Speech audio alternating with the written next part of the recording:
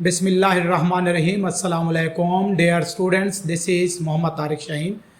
Integration हमारा topic है, चल रहा है और इंटीग्रेशन के हवाले से हमारा ये आज का 85वां लेक्चर है।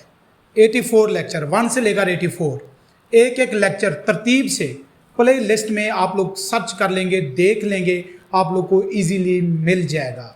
यहाँ पर 85वां जो लेक्चर है 3.6 एक्सरसाइज है। इंटीग्रेशन के स्टूडेंट्स जो रूल्स थे, जो मेथड, जो टेक्निक्स थी, हम इन 84th लेक्चर मीन इससे पहले वाले जितने 84 लेक्चर्स हैं हम उनमें कर चुके, डिस्कस कर चुके। एक एक क्वेश्चन, एक एक पार्ट की मैंने वीडियो रिकॉर्ड की है। मैं उम्मीद करता हूँ मेरे इस लेक्चर पर, इस वीडियो से आने से पहले आप लोग स्टेप बाय स्टेप इनको चेक कर लेंगे। फिर यहाँ तक ये वाली चीज़ें ये बहुत ही आसान हो जाएंगी, बिकॉज एज सच इंटीग्रेशन के कोई आगे न्यू रूल्स ऐसे नहीं है जो हम यहाँ पर डिस्कस करेंगे।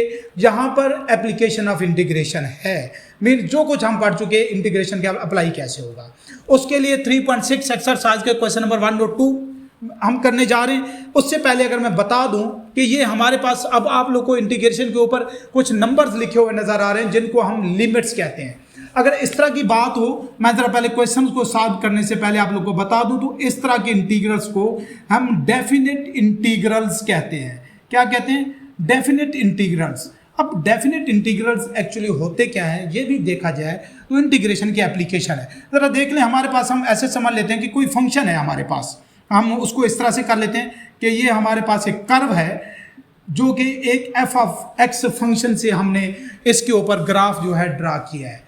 इंटीग्रेशन एक्चुअली होता क्या है, अगर हम लिमिट्स लगा दें तो वो उन लिमिट्स के between area under the curve होता है। सपोज यहाँ पर x is equal to a है और यहाँ से लेकर x is equal to b, means x की वैल्यू का जो इंटरवल है a टू b, जो इस f ऑफ x में हम पुट करके हमने ये कर्व, ये ग्राफ ड्रा किया, उस कर्व के अंडर अबव एक्स एक्सिस जो हमारे पास एरिया है एक्चुअली हम उसको कैलकुलेट करते हैं। ये हम नेक्स्ट एक्सरसाइज में देखेंगे कि वो कैसे कैलकुलेट होता है।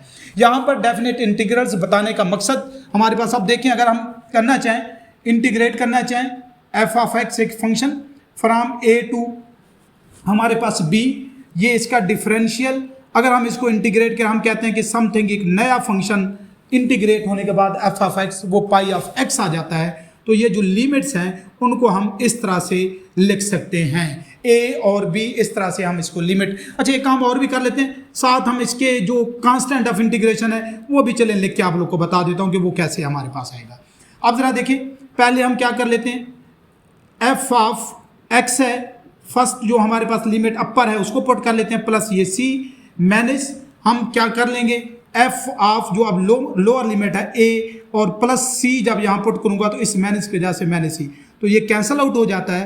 तो f ऑफ b एक कांस्टेंट, और सॉरी फाई ऑफ b और फाई ऑफ a ये भी कांस्टेंट, तो दो कांस्टेंट नंबर का जो डिफरेंस है वो एक डेफिनेट नंबर आएगा।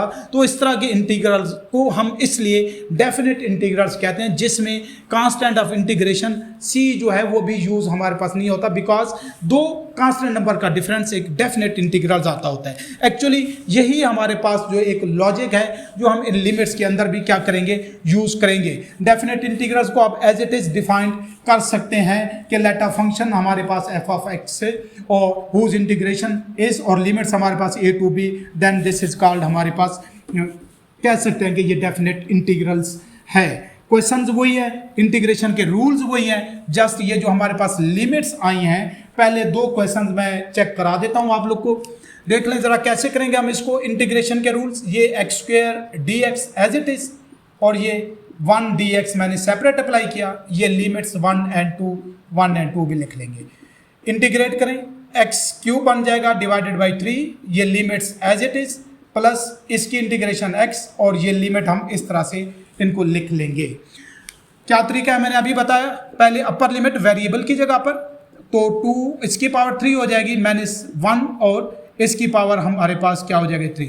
पहले अपर लिमिट और दरमियान में माइनस, फिर जो लोअर लिमिट है वो पुट करेंगे, और एज अ होल इसके डिवाइडेड बाई हमारे पास 3 प्लस अपर लिमिट और -1 लोअर लिमिट, तो ये 8 - 1 डिवाइडेड बाई 3 प्लस ये 1, तो ये क्या हो जाएगा 7/3 + 1, एलसीएम ले लें तो ये हो जाएगा 7 प्लस हमारे पास 3, तो 10/3 जो कि हमारे पास एक डेफिनेट आंसर है, इसका रिजल्ट है इस तरह, इसलिए हम इनको डेफिनेट इंटीग्रल्स भी कहते हैं। सेम वही बात, वैसे ही इंटीग्रेशन और ऐसे ही थ्रू आउट पूरी एक्सरसाइज या आगे जितने भी एप्लीकेशन हम करेंगे इस तरह से हम इसकी लिमिट्स पुट करेंगे।